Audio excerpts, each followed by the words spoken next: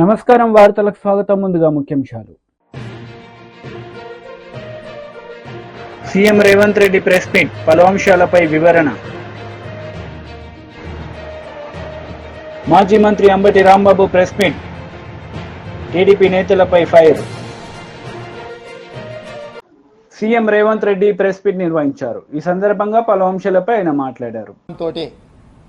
ఈనాడు ప్రభుత్వం అమలు చేయబోయే రైతు రుణమాఫీ కావచ్చు, ఇతర సంక్షేమ కార్యక్రమాలు కావచ్చు, రాబోయే బడ్జెట్లో ప్రభుత్వం ప్రవేశపెట్టబోతున్న బడ్జెట్కు సంబంధించిన వివరాలు కావచ్చు, వీటన్నిటిని కూడా ఉధృతంగా ప్రజలకు తీసుకెళ్లడానికి వారి అనుభవాన్ని, వారి శక్తి సామర్థ్యాలను పార్టీ వినియోగించుకుంటుంది. యథావిధిగా కొన్ని గోతికాడి నక్కలు ఏదైనా జరిగితే బాగుండు, లేకపోతే ఒంటె పెదాలకు నక్కలు ఆశపడ్డట్టు పెద్దలు జీవన్ రెడ్డి గారు చర్యల వల్ల కాంగ్రెస్ ప్రభుత్వానికి, కాంగ్రెస్ పార్టీకి నష్టం జరగాలి అని ఏవైతే గుంట నక్కలు ఎదురు చూసినాయో వాళ్ళకి పెద్దలు జీవన్ రెడ్డి గారు ఎలాంటి అవకాశం ఇవ్వలేదు. ఎందుకంటే వారి అనుభవం, కాంగ్రెస్ పార్టీ పట్ల వారికి ఉన్న కమిట్మెంట్ ఇలాంటి ఆశించే వాళ్ళకి అర్థం కాదు. కాబట్టి ఈరోజు మీడియా మిత్రుల ద్వారా తెలంగాణ ప్రజలకు, జీవనాన్ని అభిమానులకు, కాంగ్రెస్ పార్టీ కార్యకర్తలకు, ఈ ప్రభుత్వంలో, ఈ పార్టీలో వారి గౌరవానికి, వారి అనుచరులకు, వారి సహచరులకు, కాంగ్రెస్ పార్టీ కార్యకర్తలకు ఎలాంటి కష్టము నష్టం జరగకుండా పార్టీ చర్యలు చేపడుతుందని పార్టీ ఆదేశించింది, చేపట్టాలని చెప్పింది. అవి తప్పకుండా అమలు చేస్తామని చెప్పి ఈ సందర్భంగా మీ ద్వారా అందరికీ తెలియజేస్తున్నాం.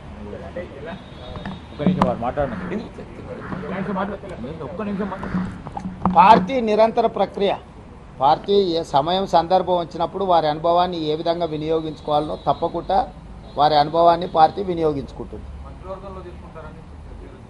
చర్చలు మీరు చేస్తున్నారు, ఇంతవరకు మంత్రివర్గం మీదనే చర్చలు జరగలేదు. మీ పార్టీకి మీరు చర్చలు చేసేసిండ్రు, శాఖలు కేటాయించిండ్రు, ప్రమాణ స్వీకారాలకు కూడా మీరు ముహూర్తాలు, అవును, దానికి ఖాళీగా లేవు. అదే కదా మీ మీ మీ తప్పుడు వార్తల వల్ల ప్రజలు గందరగోళంలో ఉన్నారు. విద్యాశాఖకు నేనే మంత్రిని, నేనే ఫుల్ టైం మినిస్టర్ను. నేను పార్ట్ టైమా? నేను కేసీఆర్ నా ఫామ్ హౌస్లో వండుకొని ప్రభుత్వాన్ని నడుపుతున్నానా? నేను వీడికి వచ్చిన 4 రోజుల నుంచి ఎన్ని శాఖల మంత్రులను కలిసినా ఏ శాఖ ఖాళీ లేదు. అన్ని శాఖలకు మంత్రులు ఉన్నారు. నా దగ్గర ఉన్న శాఖలకు నేను క్రియాశీలక మంత్రికి ఏమైనా పరీక్షలు నిర్వహించకుండా వదిలేసినామా?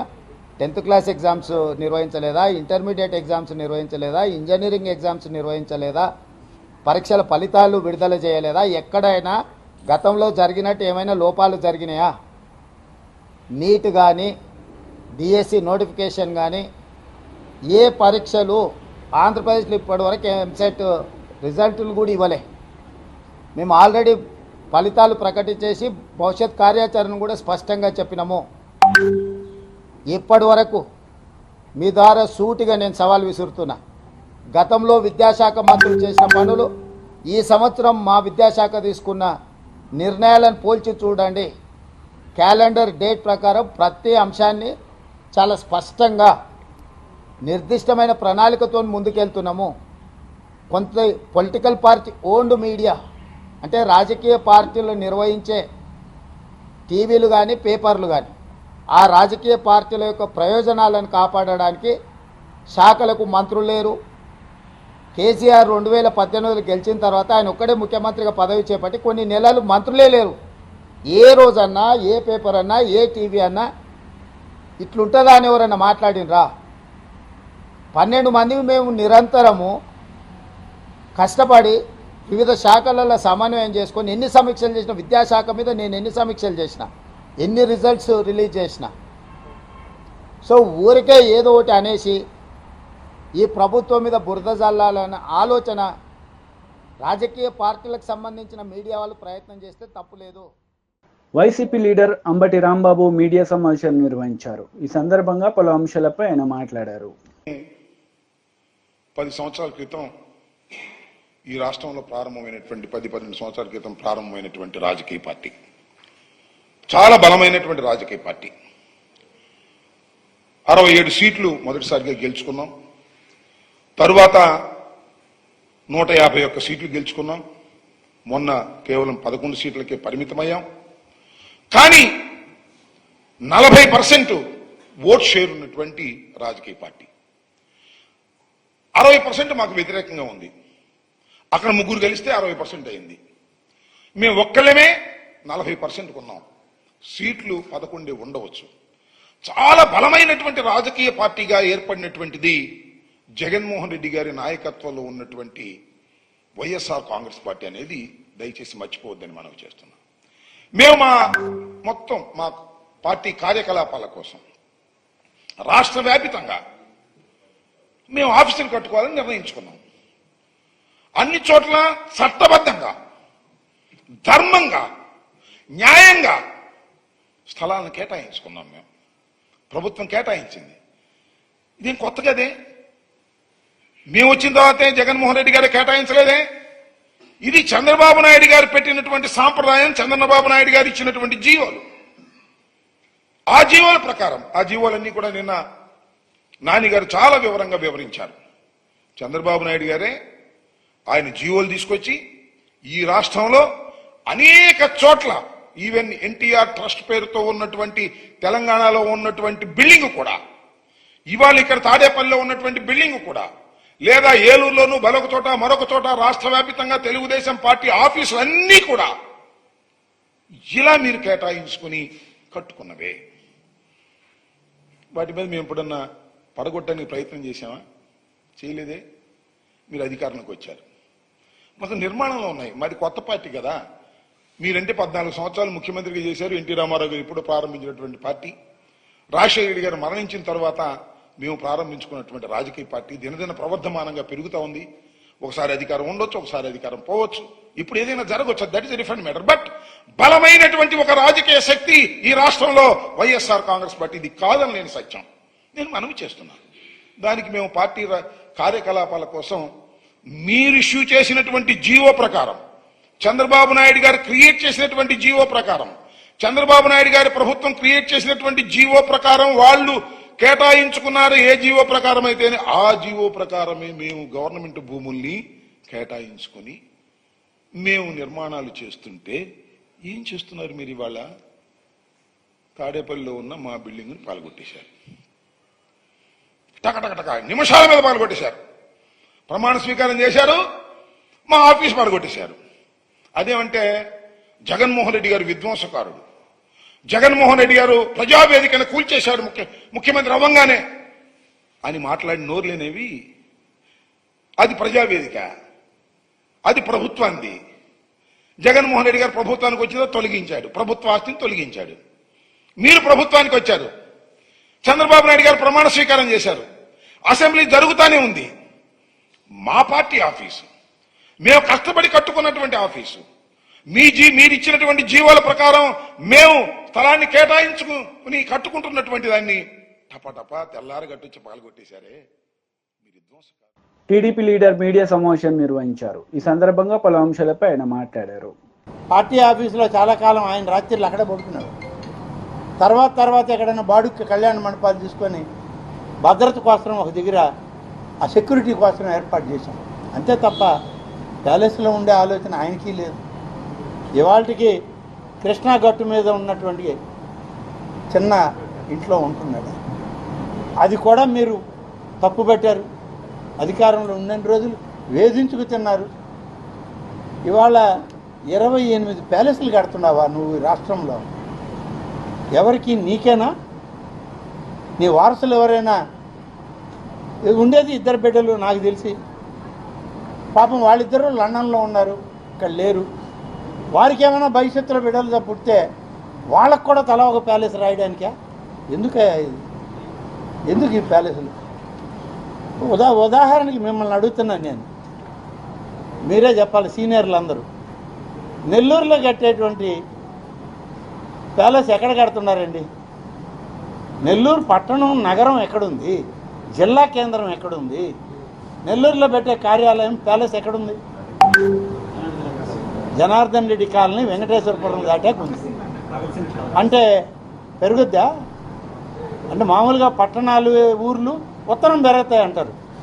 పాపం ఉత్తరం జిల్లా కేంద్రం కూడా పెరగద్దని ముందే భావించి మా అనిల్ కుమార్ యాదవ్ గారు ఆడ స్థలాన్ని చూసి ఆడ పాపం ఆయన ప్యాలెస్ ఆయన ప్రపోజ్ చేయడం, వీళ్ళు కట్టడం. అసలు పార్టీ పెట్టడానికి కట్టారా, మరే కార్యానికైనా కట్టారా ఆ ప్యాలెస్లు? అర్థం కాని పరిస్థితుల్లో మీరు అయోమయంలో ఉంటే మమ్మల్ని ఎందుకు ఆపుతున్నారు, కడుతున్నారు అని అంటే, మిమ్మల్ని ఆపకేం చేయాలయ్యా? మేము ఆపకపోతే ఈ రాష్ట్ర ప్రజలు ఆపే పరిస్థితుల్లో ఉండరు. మేము ఆపితే కనీసం భద్రత అన్నా ఉంటుంది మీకు.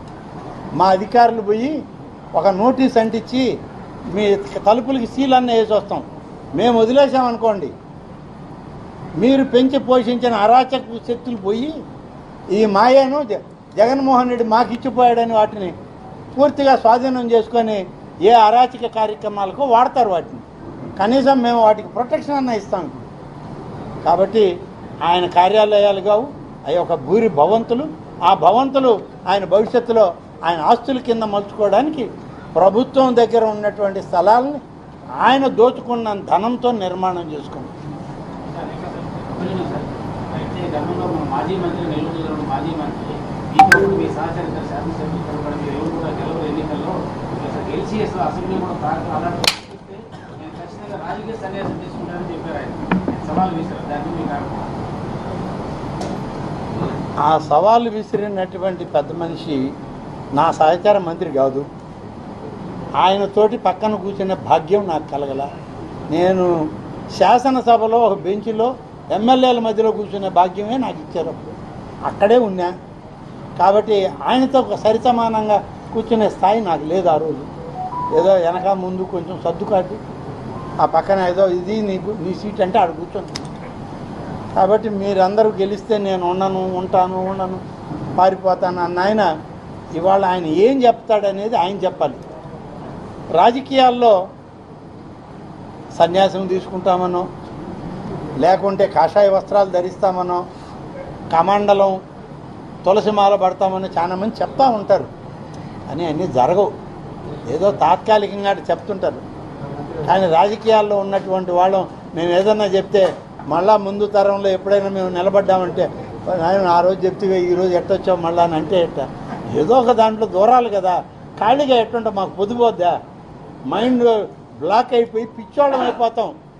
మాకు ఇప్పుడు నా వరకు ఎత్తుకోండి మీరందరూ నాకు తెలిసిన వాళ్ళే, నన్ను ప్రేమించే వాళ్ళే, అభిమానించే వాళ్ళే. మాజీ మంత్రి శ్రీనివాస్ గౌడ్ ప్రెస్ మీట్ నిర్వహించారు. ఈ సందర్భంగా పలు అంశాలపై ఆయన మాట్లాడారు. 1 మంత్ దాదాపు కావస్తూ ఉంది. ఆ గెస్ట్ లెక్చర్స్ రెన్యువల్ చేయడం మూలన కాలేజీలో లెక్చర్స్ ఉంటారో లేరు అని చెప్పి విద్యార్థులు మొత్తం ప్రైవేటు కాలేజీల వైపు వెళ్తూ ఉన్నారు. గవర్నమెంట్ కాలేజీలో చదివే పేద విద్యార్థులు కొంతమంది తల్లిదండ్రులు లెక్చర్సే లేదు కాలేజీలలో, ఏం చదువుతారా ప్రైవేట్కి పో అనే పరిస్థితి వస్తూ ఉంది. కనుక వెంటనే డిగ్రీ ఇంటర్మీడియట్లో ఉన్నటువంటి డిగ్రీ కాలేజీలో దాదాపు 1454 మంది, 1370 మంది డిగ్రీ కాలేజు, ఇంటర్మీడియట్లో 1625 మంది. అంటే క్యాడర్ స్ట్రెంత్లో 35% కేవలం గెస్ట్ లెక్చర్ల మీద ఆధారపడుతున్నటువంటి డిగ్రీ ఇంటర్మీడియట్ జూనియర్ కాలేజీలను సక్రమంగా నడవాలంటే వెంటనే ఇవన్నీ రెన్యువల్ చేసి వాళ్ళకి భరోసా ఇవ్వాల్సిన అవసరం ఉంది. ప్రైవేటు కాలేజీలు ఒత్తిడితో కొంతమంది, ఇప్పుడు హైదరాబాద్ చూస్తున్నాం, మేము కొంతవరకు నియంత్రించగలిగినాం, ఇంకా చాలా చేసేది చేయలేకపోయినాం. ఎవరు చూసినా శ్రీ చైతన్య నారాయణ ఈ కాలేజీలో చదువుతూనే పిల్లలు చదువుతారనే స్థాయికి వెళ్ళిపోయింది. గ్రామీణ ప్రాంతాల్లో ఉన్నటువంటి వాళ్ళు మండల స్థాయిలో జూనియర్ కాలేజ్ చదువుకుంటూ వ్యవసాయం చేసుకుంటారు. లెక్చర్ లేని కాలేజీలు ఎందుకురా, చేనుకాడనైనా పని చేయి, లేకపోతే ఓ భూమి అమ్ముకొని హైదరాబాద్ కన్నా పోనే పరిస్థితి వస్తూ ఉంది. ప్రైవేటు కాలేజీల ఒత్తిళ్లకు చేయట్లేదా రెన్యువల్ అనేది, లేదంటే దీని మీద ఎవరు దృష్టి పెడతలేరా అని చెప్పి మేము అడుగుతా ఉన్నా. వెంటనే రెన్యువల్ చేసి, కొన్ని కాలేజీలు ఎట్లుందంటే ఒక్క లెక్చరర్ లేని కాలేజీలు 25 ఉన్నాయి, ఇంటర్మీడియట్ 25 ఉన్నాయి.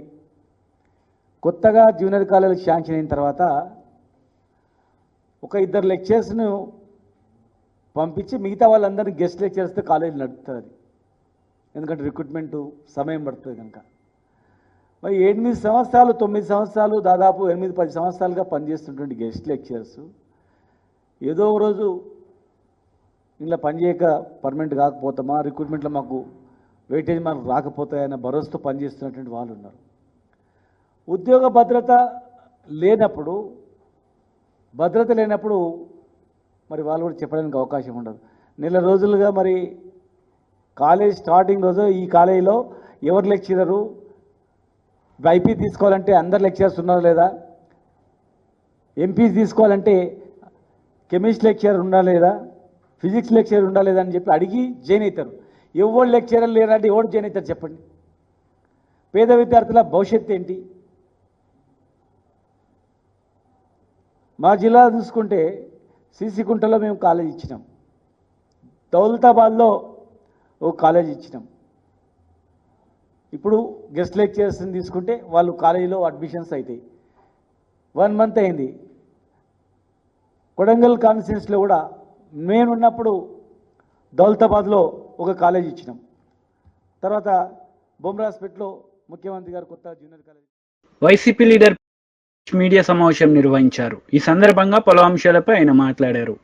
పిన్నెల్లి రామకృష్ణారెడ్డిని ఎలాగైనా ఓడించాలని చెప్పి ఒక ఉద్దేశంతో తెలుగుదేశం పార్టీ వాళ్ళు అక్కడ సృష్టించిన వివాదాలు కానీ అల్లర్లు కానీ ఇవన్నీ కూడా ఒక్కసారి మనం అందరం కూడా ఆలోచించాల్సిన అవసరం ఉంది.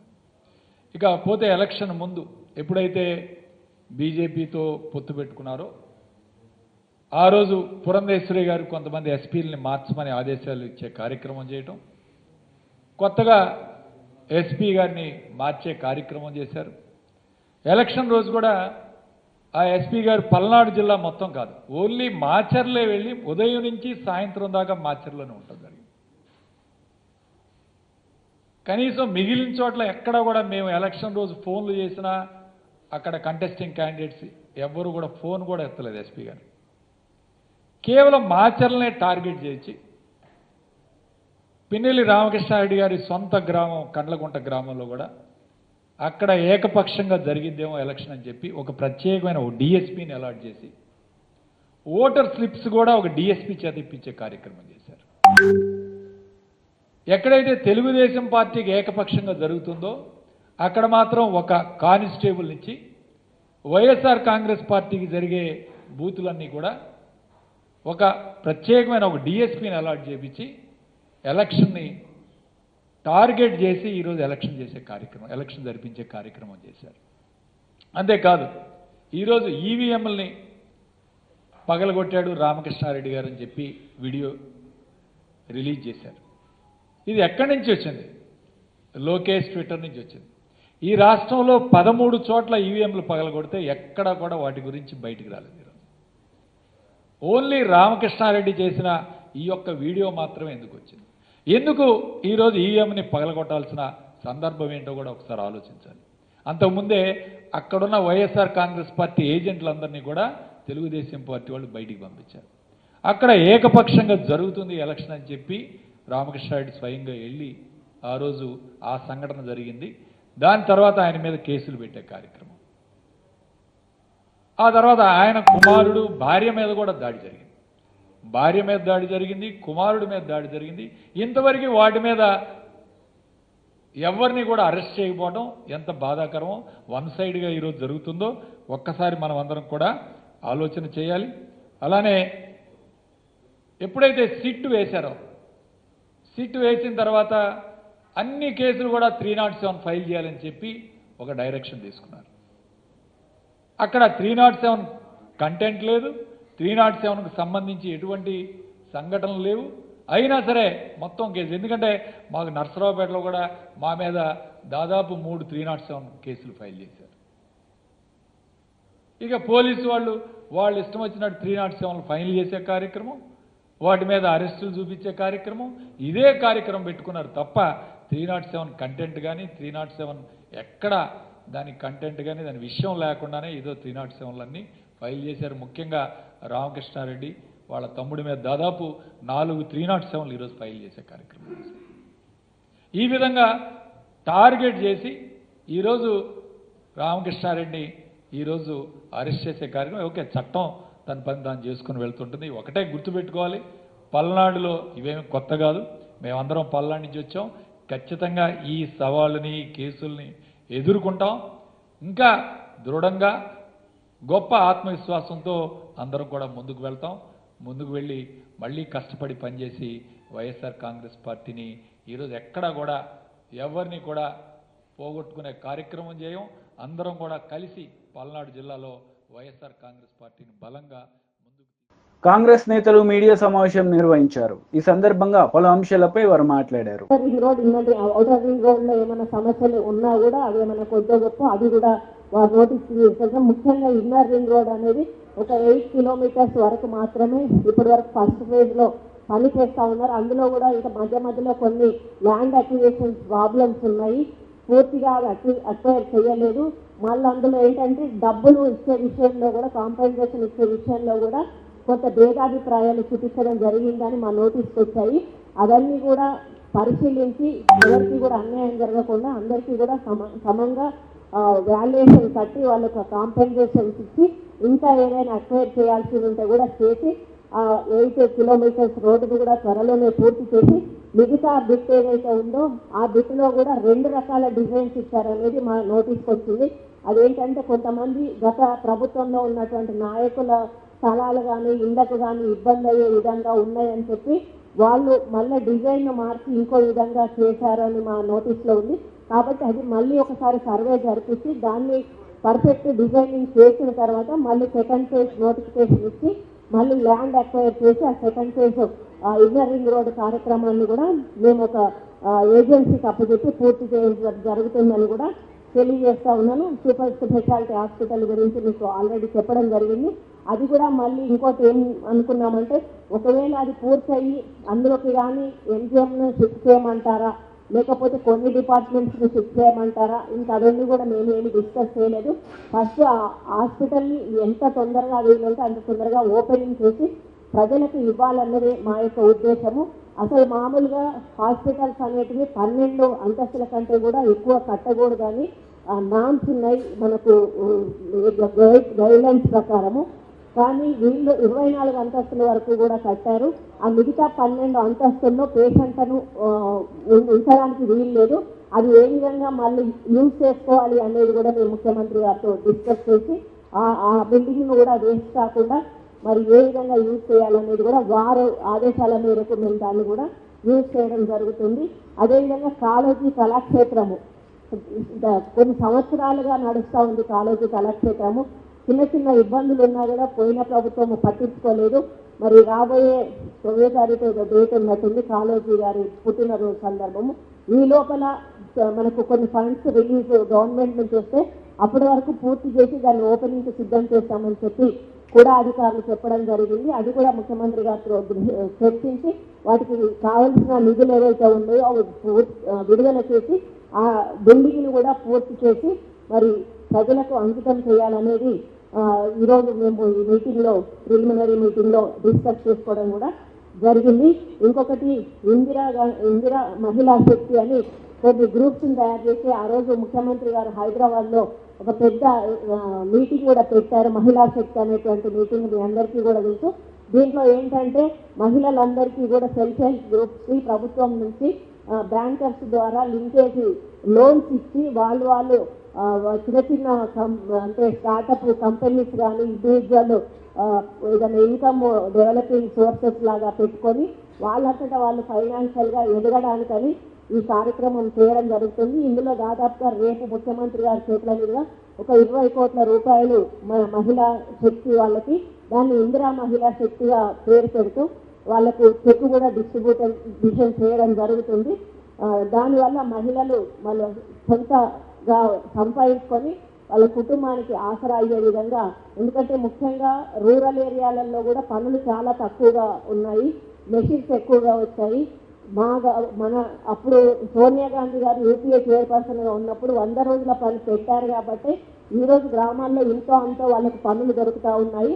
మరి రేపు ఎప్పుడు కూడా పనులు ఉండాలంటే మహిళలకు వాళ్ళకు పని కల్పించాలన్నటువంటి ఉద్దేశంతో ఈ మహిళా శక్తి రుణాలు అనేటివి మేము మంజూరు చేయడం జరుగుతుంది.